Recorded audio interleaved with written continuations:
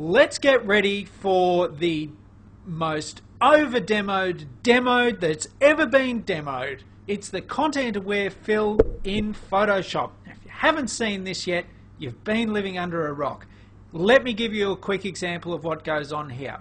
First of all, we're going to make a rough selection with the lasso tool. So I'm just going to lasso our character here. And the intention is that we want to remove this person/object from the image in this instance.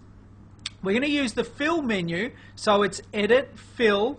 You may have seen this demonstrated with just shift delete, or just the delete key on the keyboard. Brings up the content aware fill rather than black, white, grey, foreground, background colour, so on. Content aware fill. Go ahead and press OK, and Photoshop will fill in the gaps for us. It will look for, wow! That amazes me every time I see it. So I can quickly whip around these shapes. Have a look at that.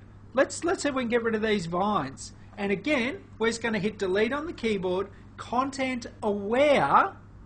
We're letting Photoshop be aware of the content as it fills in the background. And OMG, that looks bloody fantastic. But what else can we do with content aware, Mike? I hear you all screaming. Well, have a look at this. Not only can we use selections, but we can also use my favorite tool in the world, which is the spot healing brush tool. Now, we've used this in the past with Photoshop, just for taking out little odds and ends, little dots and scratches and all the rest of it. But it now has added content awareness. Using the same algorithms as before, we can find something that we would like to remove. Let's say this post here.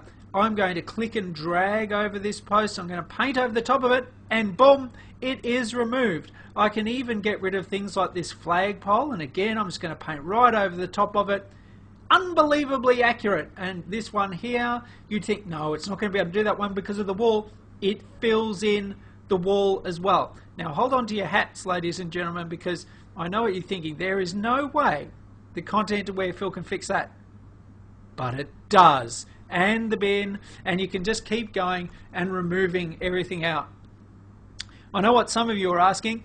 Get rid of the, Mike, get rid of the building, get rid of the building. No, I'm not getting rid of the building. We're going to leave the building because where will the people live? Now, over here. This photo is a panorama. This is a common thing that happens in Photoshop, where we stitch a panorama together using the Photo Merge Panorama, registered trademark. We want to fill in the white areas with content.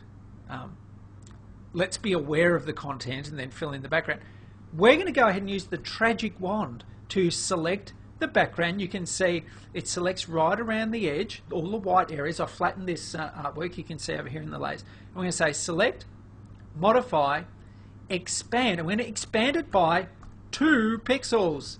That's 2 pixels. Press OK. Just to overlap the edge so we don't get a little white halo or whatever around the outside. Again, shift, delete with content aware fill. Wait a minute, and voila. So content aware fill, get rid of the rulers.